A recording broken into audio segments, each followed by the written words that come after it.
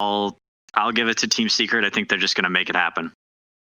All right, well, they have yet to really show any shortcomings with this Bloodseeker. Let's see if EG can finally put a hole in this plan as we send it over to our casters for game number 1.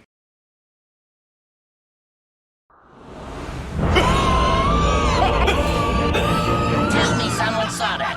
Oh, let's do this!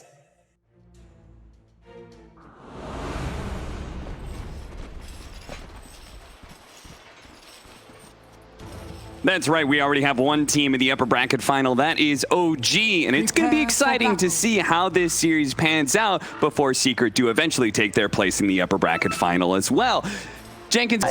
I mean, that's how you got to play the game, man. Don't hate the player. That's fair. You know, with the whole streamer situation going on, right? Same exact thing. You've got to blame the game, not the player. And you know, Secret as well. There's some very clickbaitable players as well, given that they're on a complete tear for about a year now. Yeah. Just completely, they seem to be the best team in Dota, period, by a huge margin. I feel like there's not a single name on Secret that doesn't draw fans at that point. Are you serious? I mean, of course. Puppy, anything draft related with Puppy. This guy's a genius. He's a god. I think a lot of people are just expecting this to be a complete massacre. So if EG does anything in this game, I think they're going to exceed expectations given how Secret has performed. Evil geniuses are notorious for running the same kind of playstyles, or at least having a preference that leans towards a certain kind of playstyle for a very long time now. And one of those heroes would certainly fit into that archetype. Naga Siren, split push heavy, late game, etc., etc. Why did they pick this Naga Siren, Jenkins? Okay, so I'm going to call him out for this. I was in a pub with Arteezy about, we'll say, 1 to 2 months ago. He called this hero dog shit. A friend of mine was playing it and, doing okay. He was farmed and he's like, this hero sucks because it can't end games. He's basically saying, like, this is the worst of the illusion heroes. So I don't know if there's been some buffs to Naga. So you're saying that Arteezy flamed your friend for playing the Naga Siren, 100%. Saying that it's total dog shit, and why do people keep on picking it? Right. And now he's here picking it. Right, and I'm sitting here thinking, like, dude, Arteezy, this is your hero, man. So I think what he was honestly trying to say there is that the ease of execution on this hero, it's just not easy. It's hard to end games with Naga Siren, but if you're good at it, perhaps it's still good. I mean, especially if you're running this very interesting aggro tri-lane against the Lifestealer. I think this will do pretty well. Yeah, and that is a very key factor, right? Is pubs, very often people are just picking just to pick, but here they have a sort of classic matchup, the Naga Siren versus the Lifestealer. Yeah, high armored hero on the Naga Siren spawns the illusions. Lifestealer can't do anything to clear those. You can see Puppy's trying to right-click them here, but, a Chen can only do so much. How do you think he's going to adjust the Lifestealer, that is? Like, do you think we can see that Radiance build, or is it going to Maelstrom type build, or how is he going to be able to adjust this, or are you just going to go normal? To be honest, I think with the Leshrac last pick, you don't need to go for the Radiance on Lifestealer. It's just not a great build right now in general. I think you want to play faster. I think Lifestealer needs to be the answer to the other heroes, and he's a great answer to the other heroes. I think they can all get bursted as long as the Wyvern is dealt with. And then let the Leshrac, who was last pick, deal with this Naga Siren. So while we're having this tri-lane, it does mean we have a 1v1 bottom lane, which is the Furion versus the Bloodseeker. Yes. Which I would imagine Zai's going to do perfectly fine here, even though he's got, the annoying harassment of the Furion. He should be able to constantly be healing himself off of killing these creeps, thanks to the Blood Rage. It is one of those matchups, though, where you maybe need to go for a second point in the Blood Rage. Or, sorry, the passive now is what heals. Yeah, third, sorry. So maybe you need to go for, like, a second point in the heal just to sustain through that level 3, level 4 period. And then maybe you can deal with the Treants. But we can see right now that Ramses is doing quite well down there. I mean, there's a certain amount of damage where it's just, like, it's too much to heal through. Sure. Also, you kind of got a CS advantage that naturally comes with the Treants, all focusing on denies all at once, which can make things difficult for Zai. Right. A lot of the CS that we see that Zai has, this is probably Treants. I mean, as well as the denies, though, that Ramses has. These are, it's probably mostly Treants. Right. And that just leaves our mid lane matchup, which is the Ember Spirit versus the aforementioned Leshrac. This is supposed to be the answer to the to the Naga Siren, and Peter says it is going to be the linchpin here for Secret. It is all, their strategy is entirely dependent on how well Nisha does, how quickly that Yule Scepter is going to be picked up. He definitely needs the Yules. They don't have particularly good setup. Other than the Yules, they have the Clockwork, but Clock is a very weird hero to be setting up. You never really want to bank on him doing it. I mean, you'd like for him to do it. You know Clockwork offers disables, but he has to get an angle. He has to also get the cog knockback, the timing of that, and it's just not something that's super reliable. Even though he will do it in every fight, it's like, who will he do it on? When will he do it? That's really the question. Right.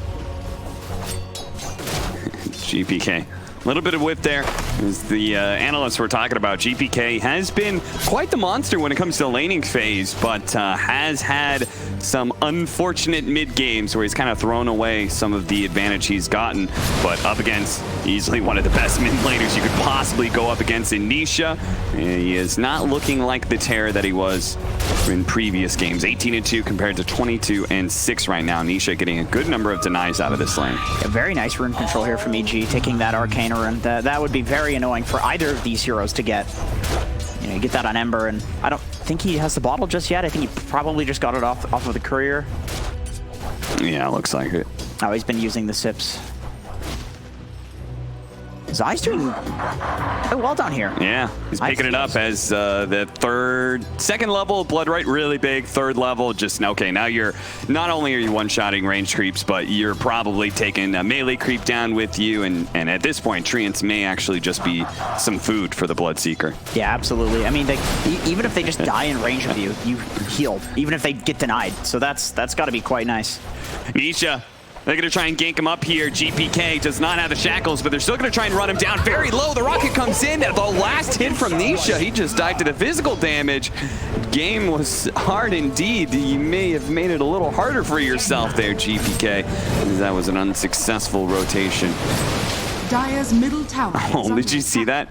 Leshrac was running over to steal their bounty rune. Puppey denied it. Puppey had already denied it with the neutral creep. Very sad. Heads up play from Puppey, but Radiant's courier. Nisha's sad. Yeah, this rotation from Nisha now, trying to catch Arteezy. This Naga Siren's just going to be run down. Another win for Nisha here. Ramses. Oh, still gets clipped by the Blood Right. Whoops. But I mean, the worst thing here is he's getting zoned off of a bunch of creeps that are going to die to the tower. He needs to TP in immediately. Yeah, he's may not be able to wait until full health or something. It's scary to do that. I mean, this looks like a huge wave bot. And now, okay, Crit's coming down to try to secure this. He's probably calling like they might end up trying to dive me here. And, well, the Tiny is going to try and even things out here. We haven't talked about the... Here comes the Wrath of Nature. Zai's going to take a lot of damage. There it is, the big hits. Tried to zone him out. Was Ramses level 5 when he TP'd back? I think so. I think so. He got it from the wave. Yeah, the big wave came in. GPK trying to get away, but Nisha trying to run him down. The illusions. Oh, the tower hits. He's got the bottle. That'll be good enough with the healing salve. He's fine. Both the mid laners will barely live. And that rocket hit at just the most inconvenient time and place. Like, if it hits during the bottle and salve, then you cancel that, and he has to go back to base. Which is fine. I mean, he can get back. He's an Ember Spear, but it's a little bit more annoying. And I think he might have died if that actually hit there. But once again, speaking of this Clockwork here, you never really want to bank on a rocket hitting to get a kill, but it would have been very convenient for Secret. We're going to smoke up just like Nisha made a rotation earlier. Looks like GPK is going to be encouraged to do the same by Crit. We haven't actually talked about the 4 positions, but Crit and Yapzor have just kind of been running around the map together. It was like 4 minutes or something, and Yapzor was still level 1. Very much focused on trying to counter each other's rotations. Right. That sometimes happens where it's like, if I just go where this Tiny goes, then nothing can happen on the map. And then nothing happens on the map. It's just like a core battle in the side lanes. Zai, here comes the gank. Throws out the Blood Right. Nisha is on his way with the silence already out, and Zai still not dead. This is looking quite good for Secret. They're going to be able to get the kill pretty easily on Crit, and Zai will heal back up. Great build on Zai, going for the early Belt of Strength and Raindrop as well as Basilius. Like, he's got so many little stat-efficient items. When he played against OG and he was playing this Bloodseeker, he literally just went straight Veil. He didn't send out any items until Veil because he could be greedy, but in this game, he knows he can't be that greedy. He's got to send out those items. We still have the scan behind the tower, but GPK's here, spotted by the rocket as it went overhead. The Wrath of Nature is going to go out. Do they have any vision on these heroes? Doesn't look like it. All of Secret head out of vision and don't take the big nuke damage. They know also that there is a ward to the left there in that Radiant jungle because the Chen creep got hit by the Wrath of Nature. So Puppy's already pinged that out. The classic Wrath of Nature ward reveal. Yeah. That is the plight of many pub Nature's prophets. Their supports get very mad. Hey man, I can't control that. It's true. You kind of can. Not too much. It hits a lot of targets these days. Yep. Almost have the mech. And Puppy actually went Bassy, so he's not rushing the mech, and still about 750 gold, and he'll have that. Just jungling. This is something that Puppy does. This is very annoying. Whenever I've been, once again, pubbing with this guy. Unfortunately, on the enemy team, anytime there's space on the map and he's not needed in a lane, he doesn't go rotate. He'll literally just jungle, and then he comes out of the jungle as like with core farm. It's like, yeah. Bro, Puppy, come on, man. And with a Lifestealer, like, what better hero to leave alone and feel comfortable, you know? Yeah, exactly. And he's not really needed in the lanes. Like, this is, you know, they're chilling for a bit. There's a bit of a grace period, and then I think they'll put on the pressure. Once they have the Chen mech, plus the Leshrac possibly having a Yules, man, that seems like a real solid timing. Yeah, and this is looking like a snowball that is just going to roll right over Evil Geniuses, as they've already shown they're kind of lacking some damage when it comes to killing some heroes. They need to get those levels up on crit, because I think without him being maxed out Avalanche Toss, Secret, there's not a big enough threat to stop them at this point. Nisha's just going to put himself in this little cupboard and slowly Diabolic Edict down the tower. Fly's going to try and go for the last hit and misses. Misses the deny now. Potentially caught here. Slow down, hits the stun, opens up the trees. And Yapzor is able to keep running him down. As a result, 10-minute bounty runes are coming up as well. And MATUMBAMAN, he's going to secure one at top, or at least try to. And that's one of those situations where clicking battle, crit wins. Crit does manage to outclick him, so 2 for 2 split. Well, with this Wyvern defending the bot lane. Oh my goodness, die! That was a sick move. Knew he was going to be jumping over the double damage, and they get a big kill on GPK. Zai, you sly dog, you. Wow, that was nice. It's hard to do things with this Bloodseeker offlane. It is definitely a good hero, but it's hard to make things happen. Like what we just saw is the skill that it takes to actually, you know, make a play with this Bloodseeker offlane. But it looks damn good when it does work. Toss him all over. Just do a spot of damage. Secret. It seems like they're going to just keep on focusing on hitting neutral creeps until they hit that really big critical mass. There's the mech. And I'm not sure who picked up the bail, on which side it was. I think that would probably Zai? be Zai. It was Zai, yeah. Going for treads this game, so that way he can survive the magical damage. In the previous game where he played offlane Bloodseeker, he went brown boots, and then in another one he went for phase boots, because he could play more as a carry and he needed the physical resistance, but he just needs to survive burst in this game. Crit. Toss up in the air. Just trying to get MATUMBAMAN off of him. What have we here? Hey. An extra bounty rune for Evil Geniuses. I did actually watch a replay of MATUMBAMAN playing this exact hero in a pub yesterday, and I noticed that he plays very safe on Lifestealer. He will sit in the safe lane, he will not go for any plays, and I think in the game that I watched that was applicable. That made a lot of sense, and I'm interested to see how he changes that up when he's against a Naga Siren. I don't think they're particularly interested in going late. I think they would really like to hit some sort of early game timing with the Lifestealer. I think they have the timing with the mech and, you know, going with Zai and with Nisha mid, but I think MATUMBAMAN also has a bit later of a timing than that they want to push on, so. Right. So, like, with the most illusion heroes, they're looking for, like, that third item timing, and you want to strike before that. Yes, absolutely. Take as much of the map as you can so that it's just the illusion hero farming. And you can see Nisha's doing just that, putting pressure from the trees with this Diabolic Edict. Puppy will take the last hit on the tower, and the map grows ever smaller for Evil Geniuses. Got that Yules, they have the mech. Yeah, they're super ready to go right now. My question is, okay, so Matamba makes a move. He's going to start being aggressive, play in the enemy jungle. My question for EG is, what team fight do they have to follow up the Naga song? Because I'm thinking, like, the big turnaround play for them will be Secrets. Obviously, they're taking control in the early game. They've got this kind of tempo lineup. there's a certain point EG want to strike, right? Does it matter if you get that third item on Naga Siren if Leshrac is strong enough to just clear all of your illusions? Like, what fight do they have to set up? I suppose it's Winter's Curse. They can probably hit a pretty good tiny avalanche into Winter's Curse, and that could work. But it's not a Jakiro, you know? It's not what you would expect traditionally with this combo. No, certainly not. There is no like Darkseer Disruptor combination or something like that to be able to play off of Nisha. Getting stun from the trees, just kind of pushing back GPK. Not a real threat, I would say. Are these odds fair, do you think? Judging by the game right now, I would say it's fair. Maybe at the start of the series, might be a little too Secret favored, but it's not that surprising, right? Secret have looked incredibly dominant, and I would definitely give them a big advantage for this series. It's true. It's always very hard to count these like big name teams like, you know, Liquid and OG and EG. It's hard to count them as just complete underdogs because so many times you'll see a team just be dog shit in the group stage and then they'll completely destroy through like a lower bracket run or whatever. Yeah. They'll just find their groove because they're tier 1 players, like they're the best of the best. Yeah, and Evil Geniuses is not looks like the cleanest tier 1 team out there, right? They did lose to Navi, who's already out, right? So that's like one black mark on their run through the group stage. Here's the song. There's the song going out. Matamba? Arteezy. He's just running away. Okay. Oh, they managed to hook on him, stopping his TP. What a sick play from Yapzor. Got the angle. I think Arteezy was trying to kind of use Lifestealer in that one creep to kind of block any potential hooks, but wasn't good enough. Yapzor, the wily 4 position of Team Secret. He always seems to find a way.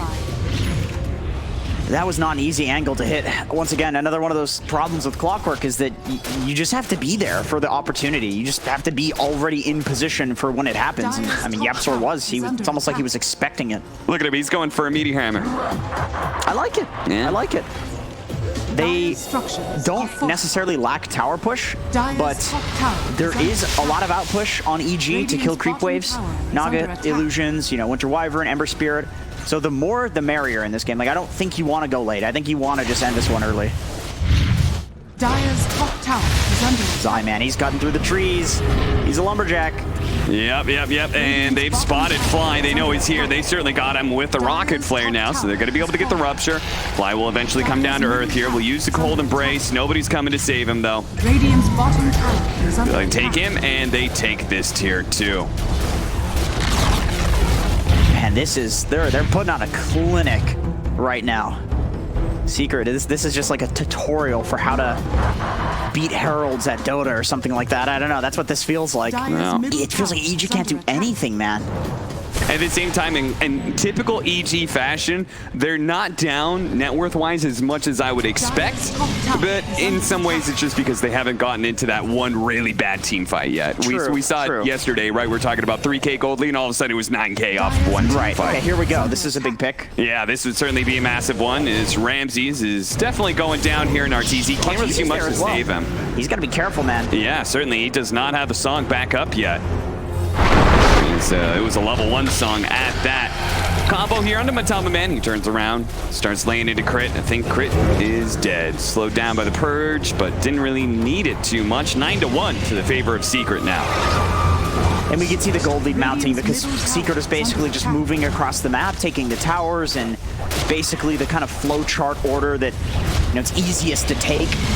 And slowly but surely EG is getting choked. They're going to get less bounties. We're going to see bounties spawn in 3 minutes from now. That's going to be a big gold difference. Roshan is now available because Secret is able to occupy this triangle with that mid tower being down. We have the top 2 towers that they need to take that I'm not sure if EG can defend. They do have that Orchid timing on Ramses. That seems like maybe an okay time to fight. But maybe you wait for Crit's blink as well? Yeah, I think you need that clear initiation for sure. And I don't think Ramsey's going to feel super good about team fighting until he has BKB. That's a long way away. Yeah, you're absolutely right. That may be far too long to wait, as Secret is beginning to stretch that lead out a little bit further. Now 5,000 net worth lead as they've taken most of the towers on the map. It's just those top 2 left. Like the aggressive ward there from Puppy. Just, okay, they're locked in their base. it's very dangerous for them to enter into their jungle. They're very likely to enter into this kind of small area in their jungle or into the triangle. You put the ward there. Also, what's with the... I mean, he's got that one aggressive ward, but then he's got 3 mid lane wards.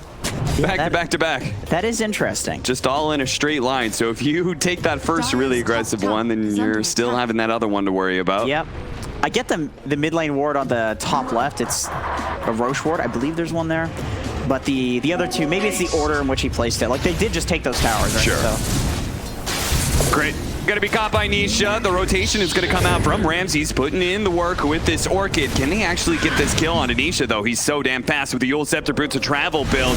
He gets out of there pretty quickly. The Purge being used to take away the Flame Guard of GPK. There goes most of his damage.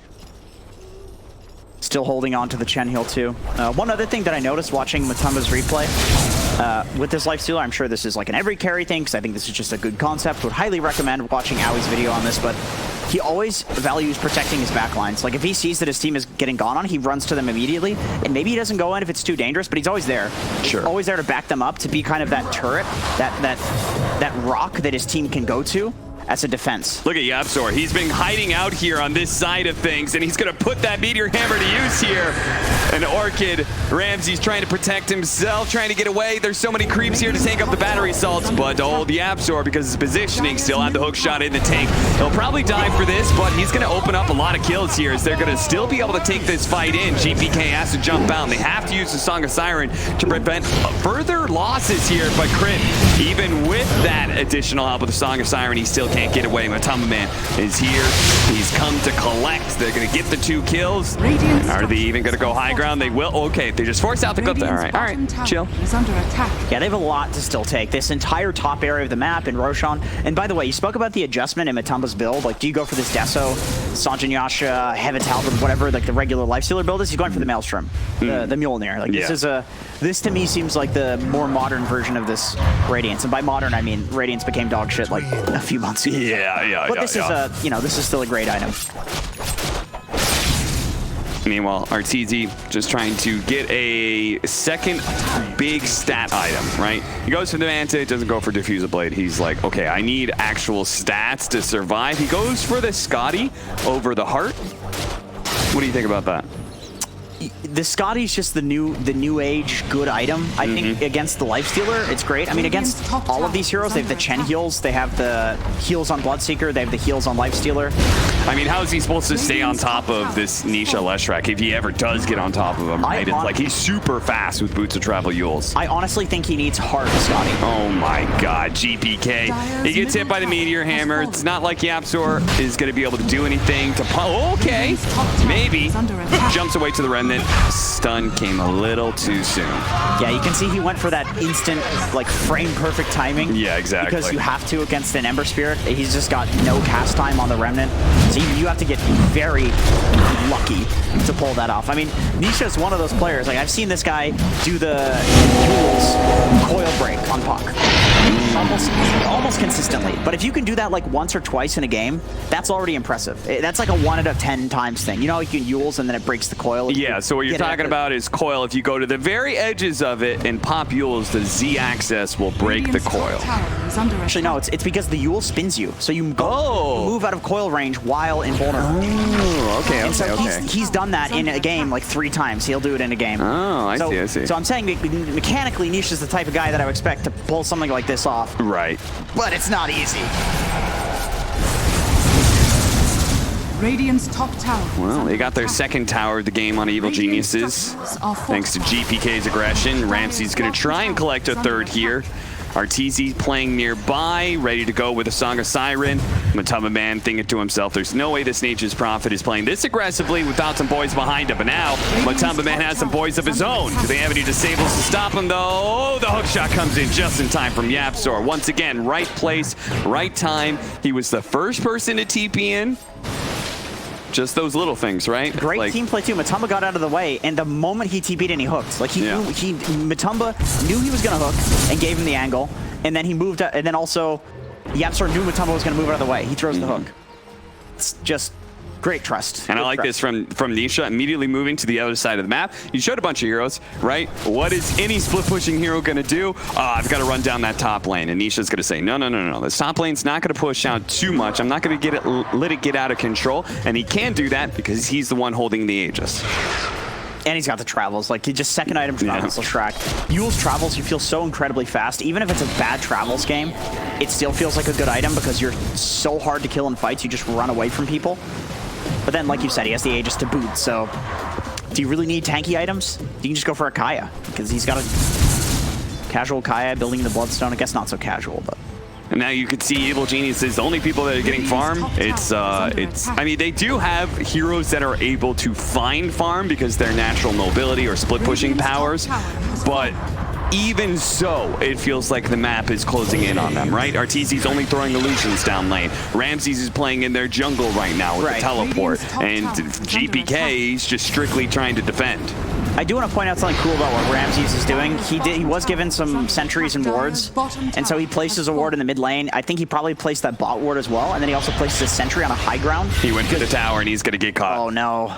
I was literally about to say, because you, against a Nature's Prophet, you would high ground ward places like that. Yep. Because you know that he's going to play in your jungle. Yep. And so he put the sentry on the other high ground eye spot, but not that one. Yep. That's why he got picked off, because Secret, they kind of next level. They put it in the other one. No, they got lucky. Just the right one. He walked through it. Tier 3 that's already taken a decent amount of damage, and Secret, thanks to Chen, thanks to some of their mobility, they're just able to go from picking somebody off in that bottom lane and immediately be reformed up in a pretty good ball to take this top lane of barracks. And Evil Geniuses, it just feels like they're running out of options here, and I don't know when this game turns around for them, Jenkins. Like, I don't know if this game delays another 10 minutes, if they are still incapable of fighting. Crit tries to come in, goes to the toss back of the Yules, but Rage and Yule Scepter is going to stop that. Oh, that's Winter's Curse, but it's not what they wanted, that's for sure. Song of Siren being used as well. That is Evil Geniuses using most of their big ultimates here, their big team fighting abilities, and getting nothing for it. Yeah, so all they need to do now is just... The seeds of Look at him. They saw him. Ramses TP'd in, grabbed the bounty rune, and Nisha immediately TP'd in, and MATUMBAMAN infested inside of Nisha, so he's going to join him for this kill onto Ramses. I'm a little surprised he died in the same spot, especially with the presence of mind to put the sentry on the other high ground D-ward spot. Yeah, he must have just thought, oh, it was because I killed the tower. They just kind of like estimated where I was. Sure, that's yeah, definitely. But the truth was, they knew exactly where he was because there was a high ground ward. Right. It's the Nature's Prophet counter when you're winning, which... And look at this. Evil Genius is like, okay, they just showed bottom lane, guys. Let's push out to top. Arteezy faking himself there is just going to run through all of this, but Crit, it doesn't have quite the same options here. Trying to get into the side lane of the trees and blink away. Fly will just Cold Embrace and extend his life. It won't be for very long, though. A Blood Rage Nisha is very scary, especially when he's caught that extra life, so he can kind of play fearlessly. GPK, got to be careful of the basher here. There it goes. But the Rage is also running out. Crit with the toss back. They do have the Orchid there as well, but oh no, Ramses, he doesn't want to be in melee range. Fortunately, the Ensnare is there, tries to buy him a little bit of space, but he still goes down. MATUMBAMAN does end up falling here, trading his life for Ramses. Nisha, GPK, I think he's just trying to cut more mid creep waves potentially and get away from this team fight that's going around. Really solid pickoff there from EG. Oh man, that would have been devastating. Yeah, it certainly would have. Nisha was like picking his nose or something, so he wasn't moving around. He went like AFK for a second there. Needed to take a breather. Yeah, he's like, ooh, an Arcane Rune. Let me think about that. Now that was a nice, really nice toss back, catching him without the Rage there into the Orchid. That's the only way that they can kill him is by isolating him like that. Matumba, when he plays this hero, he's always on the front line. Super aggressive. All right, a kill on a puppy. That's what they want. MATUMBAMAN's dead still, so they're like, all right, we got some time to work with. Let's just grab whoever we can. Not a terribly value kill, but it's always kind of nice to kill Chen and his creeps. Yeah. Once again, without Matumba, like there's nobody to really play the front line. Nisha doesn't want to do it. It's a little too risky. Zai, he hasn't built to be super tanky with the Veil build. I'm still left with that kind of perplexing problem here. When does Evil Geniuses feel good about their team fight? Like, what is the power spike? What are the items that we need here, Jenkins? Oh, man. Honestly, I feel like you build for... He's got a Dagon on Bloodseeker. Oh, boy. I've seen people doing this in pubs recently. It definitely feels nice. You can do a lot of damage. I think Fog was telling you can do, like, 2,000 damage between Ethereal Blade, Dagon with Blood Rage and Veil. That sounds pretty high to me. Yeah, pretty high damage. And remember, like, this is in the late game when people have 50 armor, so it's quite effective in terms of the damage. Sure, absolutely. And in a weird way, it's like everyone's scaling up in armor, but nobody really scales anymore in magic armor at some point. No, you just have the pipes. So in a weird way, it goes magic damage, super good, then physical damage, super good, and then magic damage starts coming back a little bit in the late game. It would be different if people got like 6 hearts. If multiple hearts was the meta, sure. then magic damage, Monkey King Bar, for example, wouldn't be so good as well, because it's magic damage. But items, I'm Rapier. That's Rapier on probably Ramses. Every single time, you're just kind of watching secrets run through lanes as quick as possible, move to the other side of the map, push the lanes in, trying to counteract this split push that's happening. One more kill, then we get weed number. Oh, the weed number. That'll be funny. I'm gonna laugh at that when that happens. That'll be some on, good Ramses. Twitch chat memes. Ramses, let's go. No, you love those. He's in the trees. Now I want Evil Geniuses to get a kill. Don't do it. We can't get 3-2-2. EG, unfortunately, Matumba threw that opportunity. Now, I think to turn this game, you need some nuclear option. It's not enough to just get Naga's 4th item.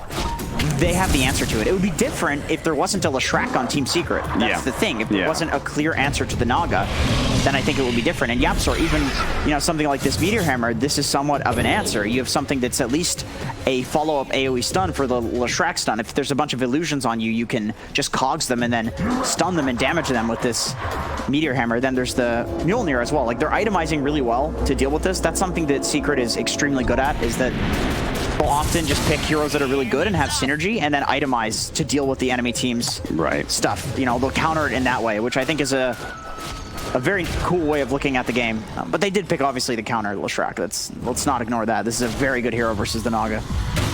Look at Isha, just running in.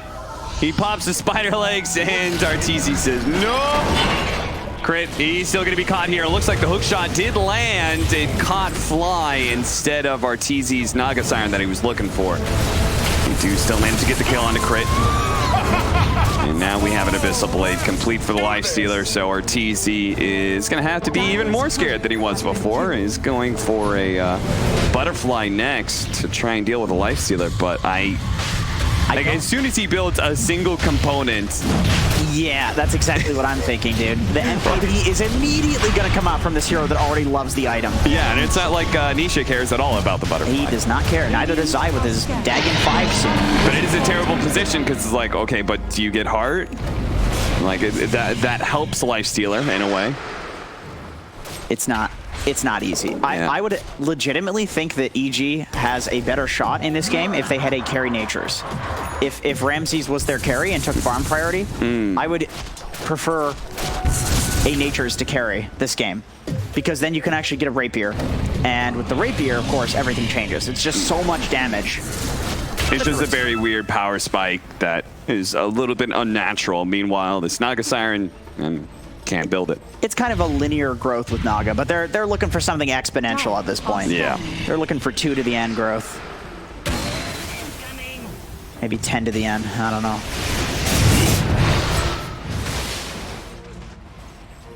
And here they are, Evil Geniuses, all huddle on the high ground. We've seen them make comebacks before, but that's usually based around, we've got Enigma. Oh, I just high ground with a black hole or something. Weed number, by the way. All right. Isha, taking a lot of damage. They take a hefty amount of damage there. Oh boy, tornadoes. Hefty amount of damage was also done to the tower. This is just annoying. Puppy, please, mercy. We don't want to be slowed. Not in our base. This is a safe space. There are no safe spaces in 2020, Jenkins. This is true. Not when Secret's involved. This is very true. Is that a that's a fully completed Dagon 5, I think. Yeah. At 32 minutes. It is nice to see a different Bloodseeker build, because I feel like every Bloodseeker we saw went Veil into Guardian Greaves, right? Yes, Veil into Yules into Guardian Greaves. Yeah. That's usually the build. I wonder if he's sending out Dagon components or if he's sending out the Lotus Orb. Is he being a good boy or is he being a bad boy? He's being a good boy. You know he's being a good boy. Zai is only ever a good boy. He's like, I'm done memeing at this point. Dagon 3 is enough. We've tortured EG enough. Let's put them out of their misery. Let's go high ground. Crit. Oh, they need to kill those creeps. Fortunately, they do. They're going to stop Nisha's teleport in. Puppy is free. Leave us. Okay, take control back of your triangle. That's definitely something. I like that he switched up the butterfly. I think we both had some issues with that. I think a lot of carry players would look at that and be like, I don't know, but it's Arteezy, so he's probably making the right decision. Well, he did make the right decision. BKB against a Naga. That is, or against the Lashrak as a Naga. Yeah. That's kind of what he's got to get. That or a heart. And then he just goes the most popular damage item at this point with the MKB, right? Yep. I think that's a Lifestealer who has the evasion talent. He needs some single target DPS as much as he'd like to have stats on Naga. It's not the game for it. And maybe if he gets the MKB and goes for that build, the Rapier is not too bad if he's building to like right-click with his main hero. So we had that change, right, where you now lifesteal off of illusions. That was several patches back, right? You also spell lifesteal off illusions, I assume. Oh, that's a good question. I'm not actually because Nisha now has an Octarine Core, which you're going to see him put to good use. There's a right now. Probably the most iconic Bloodstone hero there. Yep. Lashrak like doesn't need that much mana, but he needs a bit. He needs a bit extra. And then the Bloodstone giving the percentage spell damage. Ooh, he's loving that. He's going to quickly heal up real quick. 60-second cooldown for that Bloodstone. And going to start marching high ground. Any Blood Rage?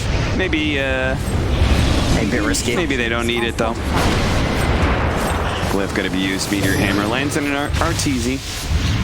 GPK just kind of poking at them, trying to persuade Secret to back down.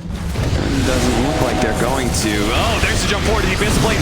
With the nuke coming out from Zai, they just quickly bring down this Ember Spirit, who does not have flyback fly. Looks like he's going to be doing the same here. Couldn't even get off the Winter's Curse as he gets bumped around. Fortunately, he does have flyback. They're going to re-smoke up. They need a beautiful Winter's Curse here to be able to turn this team fight around. 4 versus 5. He's still smoked up, looking for his opening. Looks like he may play into the trees here. Nisha threatening to just run in, as he does still have that Aegis. Tossed over onto the side. Oh no! MATUMBAMAN lands into Arteezy and immediately starts going to work, and Arteezy got cold and braces, dies to the magic damage. Okay, that's it. Looking forward to see how Secret fares against OG.